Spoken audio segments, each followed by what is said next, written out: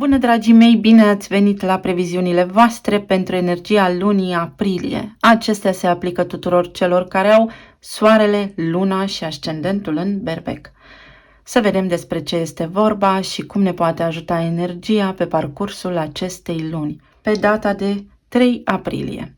Primul tranzit care va avea loc este mutarea lui Mercur în Taur. Ulterior, pe data de 6 aprilie, vom avea luna plină din Balanță, care se produce la 16 grade. 16 însumează 7, deci avem prima amprentă mistică a lunii aprilie. Pe data de 11 aprilie, Venus va intra în semnul Gemeni. Cel mai important eveniment al lunii aprilie este de departe luna nouă din Berbec sau eclipsa hibridă de soare, care va avea loc în casa voastră întâi la 29 de grade. Iar mai apoi, pe data de 21 aprilie, Mercur va retrograda tot în Taur. Să vedem dedicat pentru voi ce înseamnă toate acestea. În primul rând, în 3 aprilie, când Mercur intră în Taur, vom vedea o nevoie mai mare a noastră să fim atenți la finanțe, la modul în care ne cheltuim banii. De ce? Pentru că Mercur își începe tranzitul în Taur, în casa voastră a doua. Vom avea nevoie de o abordare sistematică în ceea ce privește bugetul nostru. Poate să deschidem ochii mari la cum cheltuim banii sau la modul prin care îi câștigăm. Energia Taurului este una fixă, dar este și una concretă, palpabilă. O mică atenție aici, în această zonă, nu strică niciodată, pentru că este bine să gândim sistematic, să gândim logic și să avem claritate la nivel de percepție când vine vorba despre resursele noastre financiare. Ulterior, în data de 6 aprilie, cu luna plină din Balanță, amprenta se va pune pe casa a 7-a, a relațiilor. Aici va fi necesară o curățare, o conștientizare, o încheiere a tiparelor vechi, a modului în care relaționăm cu oamenii. Poate dăm prea mult sau poate dăm prea puțin. O evaluare sănătoasă în zona relațiilor este oricând binevenită. Iar pe voi vă va sprijini foarte mult această lună plină pentru că aduce bunăstare, aduce eliminarea tiparelor vechi, care vă ajută pe termen lung. Pe data de 11 aprilie, Venus intră în casa voastră a treia, în Gemeni, și acest lucru este unul foarte benefic. Casa a treia vorbește despre călătorii, despre comerț, despre gândire, despre socializare, despre intelect. Putem acum să ne îmbunătățim comunicarea, mai ales la nivel de relații, mai ales în urma evenimentului de lună plină din Balanță, care se va petrece anterior intrării planetei Venus în Gemeni, ceea ce va produce pentru noi așa la nivel sufletesc o curățare, o conștientizare și vom ști exact ce să spunem, când să spunem și cui să spunem. Pe data de 20 aprilie, sub o vibrație a cărții Judecata din Tarot, va avea loc luna nouă din Berbec, a doua din acest semn, dar de această dată se prezintă ca o eclipsă de soare hibridă, la gradul anaretic 29, adică un grad critic, care neapărat ne împinge să luăm atitudine. Acest eveniment de lună nouă sau eclipsa de soare hibridă va avea loc în casa berbecilor întâi, acolo unde se regăsesc Jupiter și Soarele, unde se regăsește forța vitală a berbecilor, unde este ceva de genul acum ori niciodată pentru foarte mulți dintre noi, pentru că energia este foarte benefică și este neapărat de luat în calcul. Trebuie să cugetăm un pic și să avem mintea clară, să vedem și să citim printre rânduri. Cu acest tranzit în casa noastră întâi, este ca și când suntem acum puși în fața unui pact de putere. Pluto, despre care v-am vorbit în luna martie, și-a început tranzitul prin Vărsător, o schimbare la nivel de umanitate. Se schimbă centrul de putere. De acum înainte vom avea ocazia să spunem noi oamenii reprezentăm puterea. În acest context, sub această lunație, putem face un decret universal noi cu noi înșine, pentru a ne asuma puterea, pentru a ne asuma viața, identitatea, pentru a ști exact cine suntem și cum vrem să fim. Este un pact pentru putere. Este ceva colosal și măreț. Vom vedea, vom înțelege, vom simți, evident dacă avem și deschiderea necesară în această direcție. În continuare îl avem pe Saturn în Pești, pe Pluton Vărsător, iar influențele lor astrologice, dar nu numai astrologice, ci și la nivel de rutină zilnică, se vor vedea.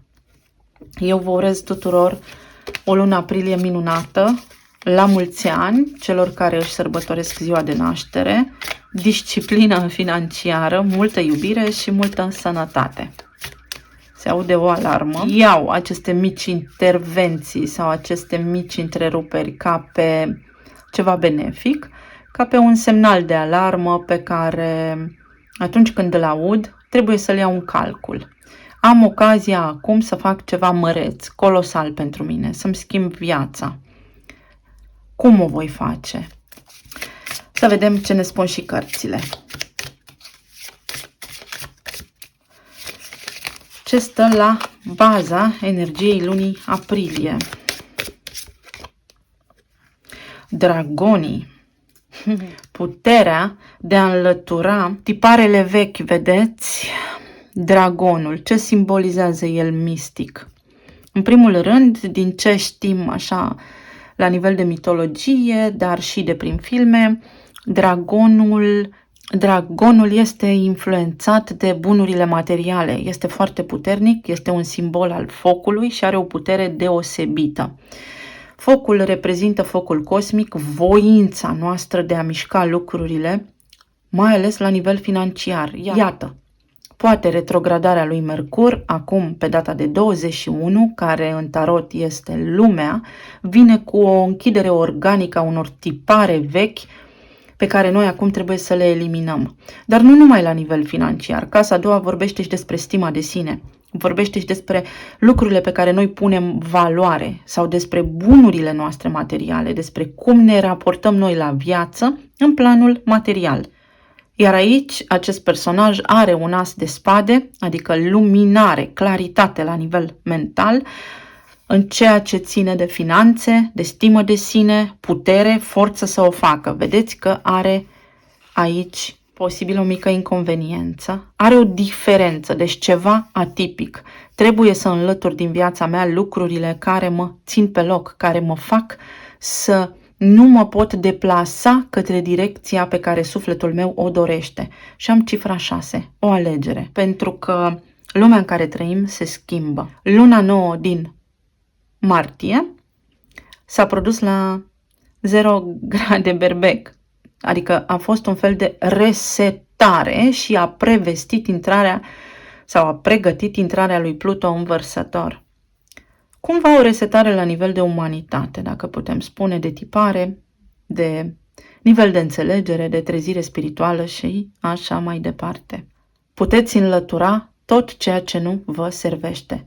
O alegere la nivel de suflet și în relații, pentru că avem amprenta pentru voi berbecii pe casa 1, 2, 3 și 4, pentru că l-avem pe Marte în Rac, care s-ar putea să vină cu o avalanșă emoțională acolo, să aveți ceva discuții, poate cu familia sau voi să vă simțiți la voi în casă un pic mai tensionați la nivel emoțional, dar în egală măsură Marte în Rac acolo vă va împinge chiar și din furie, să spunem, din frecvențe mai joase, să schimbați ceva, să puneți bazele unui nou proiect, unei noi activități, care să se dovedească a fi foarte benefică pentru voi.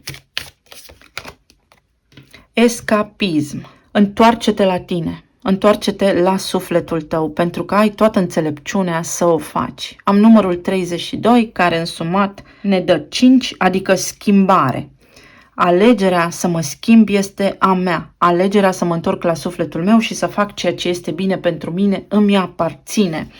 Am un sprijin colosal din partea tranzitelor astrologice, dar eu sunt cel care îmi decid soarta, viitorul.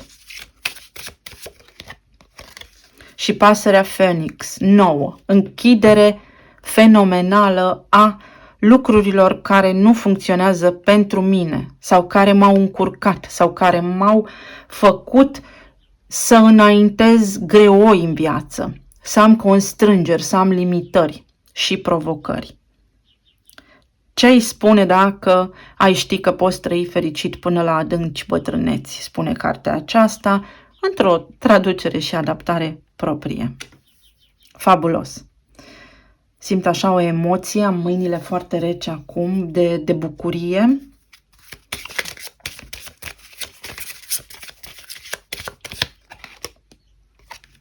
Și avem mărul, continuitate, semnul Capricornului și numărul 26.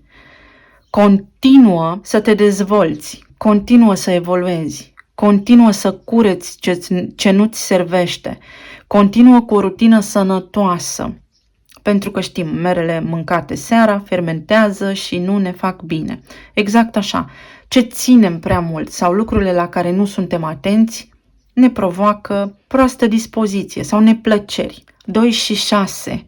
Din energie feminină și bazându-ne pe iubire și pe sufletul nostru, putem face acum alegeri care să dureze o viață întreagă și care să ne susțină de acum înainte. Mai luăm o carte oracol pentru berbec. Astăzi nu plouă, soarele, forța să suprascriem lucrurile care nu ne avantajează. Ne putem descărca emoțional, clar, în luna aprilie vom avea descătușări emoționale, după cum spuneam, cu Marte în casa 4, cu Marte în rac. Poate reglăm, poate rezolvăm ceva traume emoționale care au avut legătură cu a noastră copilărie, cu partea maternă sau cu modul în care noi am simțit și ne-am dezvoltat și ne-am creat ca om, ca individ în această viață. Materializăm un echilibru, dar vom avea alegeri de făcut și trebuie lucrurile făcute pas cu pas. Să vedem ce ne spune și tarotul. La nivel de relație, la nivel de plan material, la nivel de plan emoțional.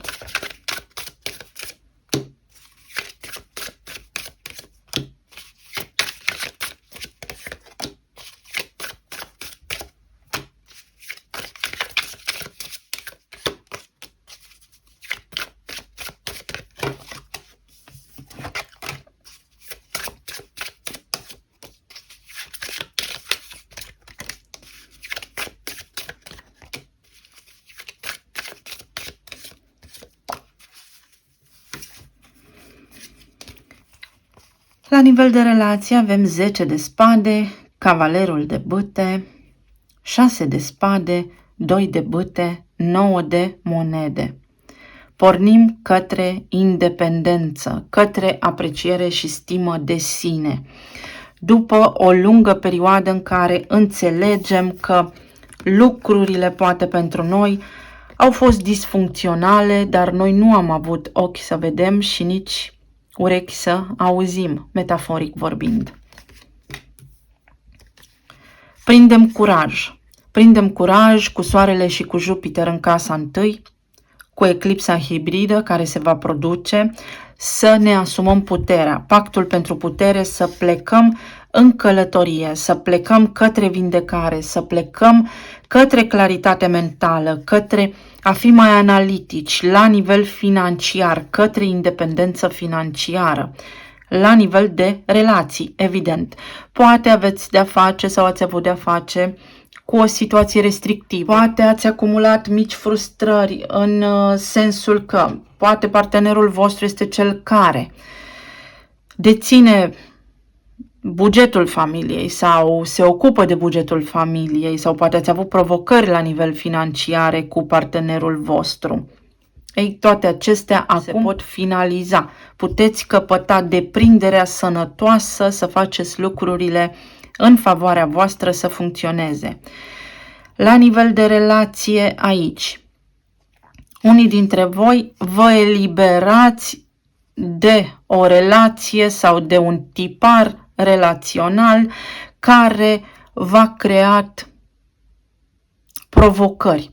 care a fost foarte fluctuant, care tot timpul v-a pus în stand-by. Niciodată nu știați exact unde vă aflați, cum sunteți poziționați în această relație, mai ales pe data de 6 aprilie, când se produce luna plină.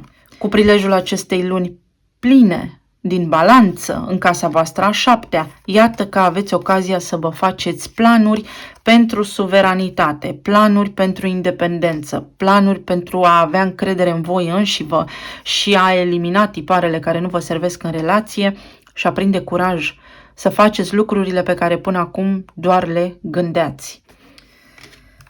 Este o energie foarte bună. Pentru 10 de spade, 6 de cupe. Unii dintre voi vă apropiați de cineva care a însemnat foarte mult în trecutul vostru. Vă reconectați la nivel de suflet cu cineva foarte important vouă. Aud sunshine, nu știu ce legătură are, răsăritul meu de soare sau soarele meu. Soarele meu era o melodie a unui band, a unei formații latino, să-i spunem, deci s-ar putea ca voi să fiți foarte pasionali, să reluați o relație, o conexiune foarte pasională cu cineva foarte, foarte drag vouă, de care ați fost separați o lungă perioadă de timp, și cu care acum să vă regăsiți, cu care acum să vă reconectați și sufletesc. Energia aceasta spune, da, suflet pereche, dar eu aș spune mai mult decât atât. Să vă reconectați cu omul acela cu care atunci când v-ați întâlnit, v-ați simțit în siguranță, v-ați simțit ca acasă. 10 de spade este o finalitate care se produce și apare 6 de cupe peste el, care spune ocazia de a relua conexiunea cu acest om care a însemnat atât de mult pentru mine. Și avem roata, rescrierea. Rescrierea la nivel pasional sau la nivel de curaj sau pur și simplu reconectarea. Dacă ne uităm la cavalerul de bâte ca timp, este cel mai rapid cavaler, adică se vor produce evenimentele cumva repede și neașteptat pentru voi, astfel încât acum voi să aveți ocazia fie să curățați această relație care a fost pusă pe pauză o lungă perioadă de timp, fie să renască pasiunea, să renască relația, să vă reconectați.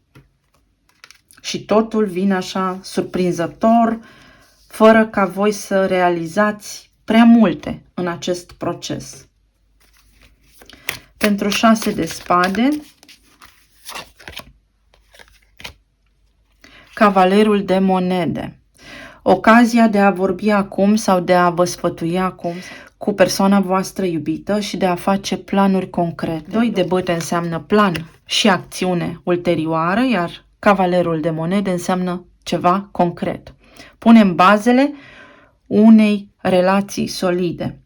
Acordul de putere. Amintiți-vă ce am spus în intro.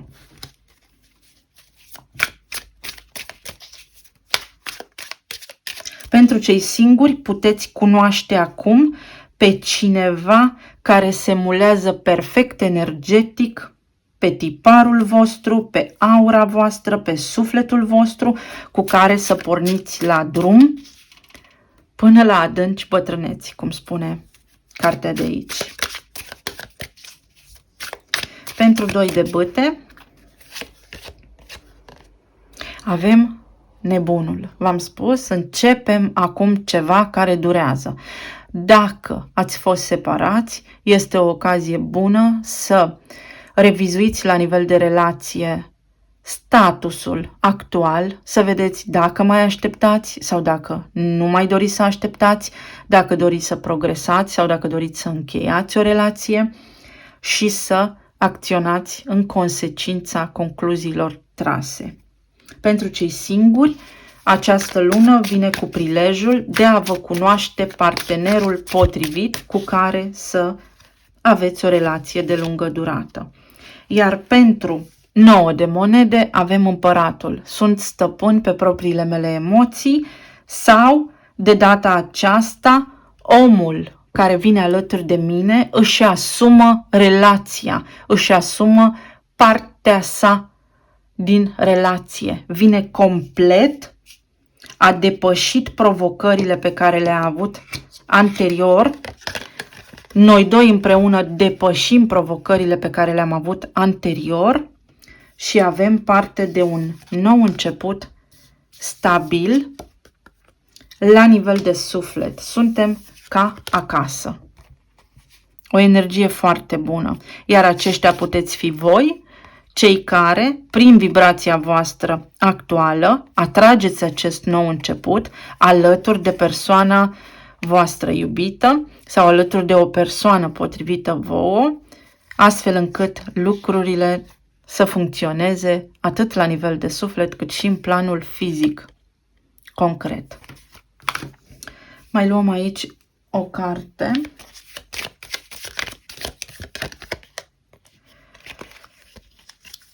Cărțile din mână sau asul din mână. O nouă șansă. Asumă-ți șansa. Planifică. Trebuie făcută o strategie. Cum facem de acum încolo? Pariezi totul pe relația actuală? Ești convins 100% sau nu? Și în funcție de gândurile voastre și de ceea ce veți emite, așa puteți materializa. Ca semne astrologice, energia berbecului este desăvârșită și foarte puternică. Energie de pește avem, energie de semne de pământ cu precădere Taur, energie de Scorpion, energie de Săgetător, energie de Berbec foarte puternică, energie de Fecioară, energie de Vărsător și energie de Gemeni. Însă nu numai. La nivel de plan material, 7 de cupe, asul de cupe, temperanța, regele de spade, 3 de spade. Și la nivel material, dragii mei, aveți acum ocazia să vă echilibrați. În primul rând, veți fi probabil puși în fața unor mici plăceri ale vieții la care va trebui să vă gândiți de 2 ori înainte dacă doriți să le faceți sau nu. Dacă doriți să faceți achiziții, sunt cu adevărat importante pentru voi sau nu. Tot la nivel material aici, Venus în Gemeni vă va oferi ocazia să vă dezvoltați la nivel de comunicare și de intelect. Să închideți o perioadă de agonie, poate de restricție la nivel de manifestare a rolului profesional pe care îl aveți. Poate ați fost constrânși în ultima perioadă, în ultimii ani, la nivel profesional și nu v-ați putut dezvolta. Această carte vine ca o confirmare a autorității din voi, a modului în care voi puteți progresa ierarhic, social, dar și profesional și material. Și temperanța spune pentru că este momentul, avem puterea să o facem, avem aici elefantul care are și emoții și conștiință de sine, să-și găsească calea la nivel profesional care să vă deschidă acum drumul către toate opțiunile la care voi ați visat. Veți avea alegeri de făcut în această lună. Acest elefant confirmă faptul că aveți puterea să alegeți ceea ce vă place să faceți, să lăsați în urmă toate restricțiile din planul material, la nivel profesional, la nivel de stimă de sine, la serviciu și așa mai departe și să porniți pe calea care vi se potrivește vouă cel mai bine, pentru că avem asul de cupe aici, care spune o regenerare la nivel financiar. Foarte mulți dintre voi veți închide niște datorii vechi, care poate au legătură cu casa, cu familia sau cu relația voastră.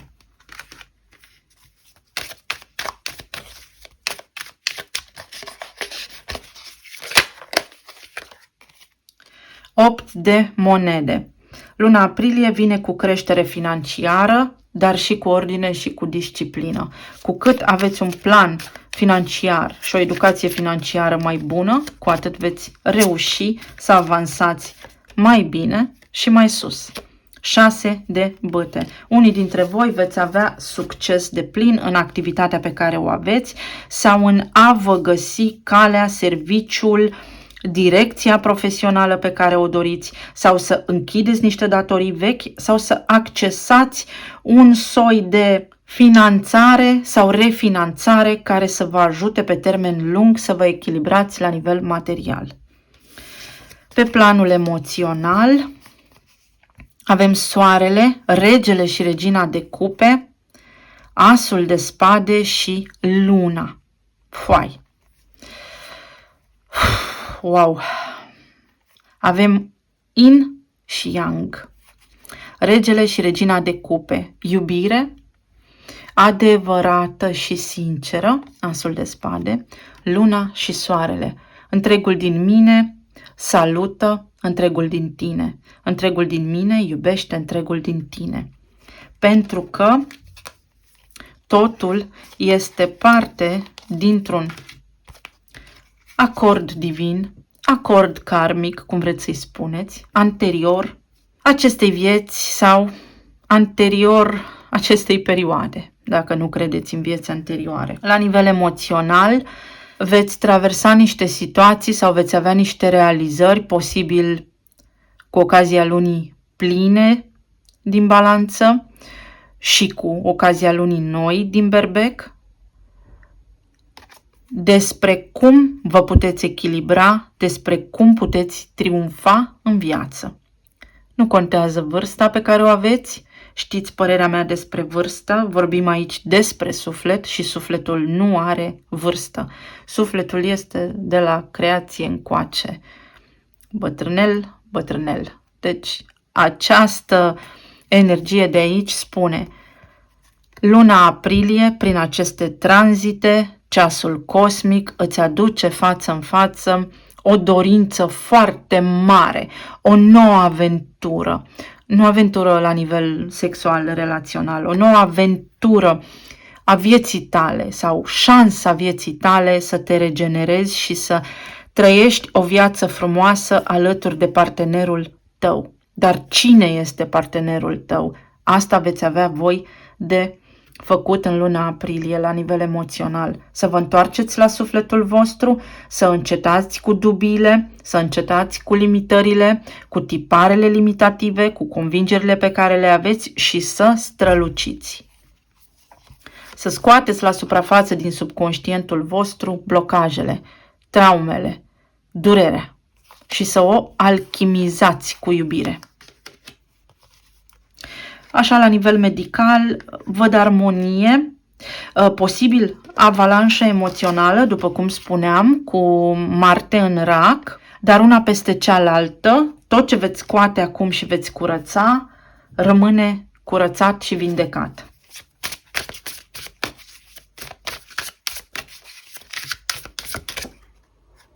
Judecata.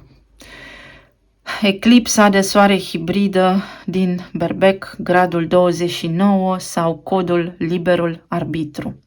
Renaștere.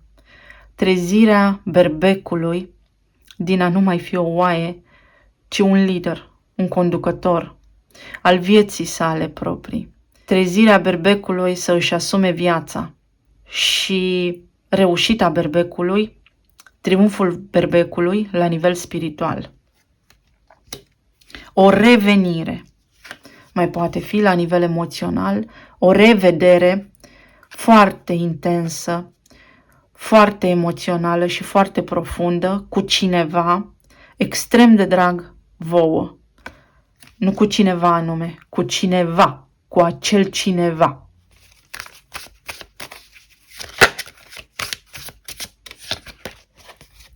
Și se dublează regina de cupe, cu acel cineva care v-a fost în suflet, v-a intrat în suflet sau care v-a trezit spiritual sau care v-a trezit la viață sau care v-a făcut să cunoașteți iubirea. O energie minunată, să știți, dragii mei. Energia generală, să mai luăm o carte din șamani, a căzut singurică. Pământul și 17, omnisciența. Pentru voi, la nivel spiritual, dragii mei, luna aprilie va fi una de încep o nouă viață, realmente. Aici, în planul fizic, conștient de mine. Foarte mulți veți avea parte de trezire spirituală, poate unii dintre voi deja v-ați trezit, Iar alții dintre voi care nu înțelegeți acum ce spun, veți avea o idee, veți avea o senzație despre ceea ce vorbesc aici. 17 este omnisciența, iar darul omniscienței este clar viziunea. Clar viziune. Înțeleg cine sunt, ce vreau și fac un pact și un decret în univers să reușesc. Să am o viață bună. Talismanele.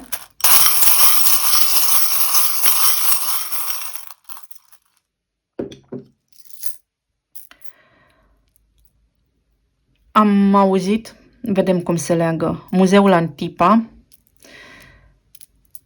Nu știu ce legătură are acest muzeu cu voi, poate ceva legat de istorie, se rescrie o istorie sau revine istoria de la 36 de ani, cineva sau ceva ce are legătură cu 36, 9, 6, 3, cu un moment în viața voastră când ați fost unul și apoi fiecare a luat-o pe drumul său pentru a evolua, pentru a înțelege ce își dorește. Am un semn al leului aici, noroc, este o lună norocoasă pentru voi, sunteți răsfățații lunii aprilie, leu din nou, oricineva cu lună în leu, oricineva cu ascendent în leu, oricineva cu marcaj puternic pe leu, Venus în leu, Marte în leu, Mercur în leu. Comunicarea, mă reconectez cu cineva alături de care eu m-am trezit la viață, fie spiritual, fie emoțional, fie sexual, fie cum vreți voi. Mă bucur. Este o lună în care vă veți simți vulnerabili. Am și semnul peștilor aici, dar este o lună și în care veți evolua spiritual foarte mult. În pești se află Saturn, care v-am spus că face curățenie pe acolo, la nivel de iluzii. Înțelegeți concret cum stă treaba în casa voastră a 12-a. Încheiați niște tipare, iar acest iepuraș este iepurașul din povestea Alice în Țara Minunilor, care este un maestru spiritual și care ne învață să nu avem așteptări și să privim dincolo de aparențe. Avem inițiala M și Z, un căluț, o energie foarte iute, foarte dinamică, foarte pasională, de o frumusețe ieșită din comun. Poate aveți legătură cu cineva foarte zvelt, foarte atletic sau care are energie fizică debordantă. Acest M se trezește, acest M se reglează sau miază zi, ora 12 să fie importantă pentru voi aici. Alegerea voastră va duce către materializare pe termen lung și veți vedea că în următorii 3 ani, 2 ani și jumătate, schimbări vor apărea în viața voastră și veți fi puși în fața acestei alegeri pentru evoluție și pentru a vă alege calea. Rămâneți pe drumul actual sau evoluați la nivel de suflet pentru abundență în direcția abundenței. Aici Venus în Gemeni, mai poate fi cineva cu Venus în Gemeni cu care voi ați avut legătură sau un alt semn de foc sau un alt semn de apă. La nivel de plan profesional, ca semne astrologice avem Vărsător, Săgetător, Pești, toate semnele de apă, Balanță, Fecioară și Leu. La nivel emoțional avem Rac, Scorpion, Pești, toate semnele de aer, Leu, Rac, Pești. Foarte puternică energia, Marte în Rac își va face prezența, poate aveți de-a face cu un semn Rac foarte puternic aici. Mai am un talisman pentru că e ziua voastră și pentru că sunt berbec. O floare, niște scuze sănătoase, cineva reglează relația sau se reglează niște conturi emoționale foarte profunde și vă veți bucura. Bucurie pură în suflet. Se reglează ceva ce a fost toxic. O floare, trandafirul, o vibrație înaltă, dragii mei. Vă îmbrățișez cu drag la mulți ani, să petreceți frumos, să fiți sănătoși, iubiți, înțelepți și armonioși. Să ne reauzim cu bine. Pa, pa!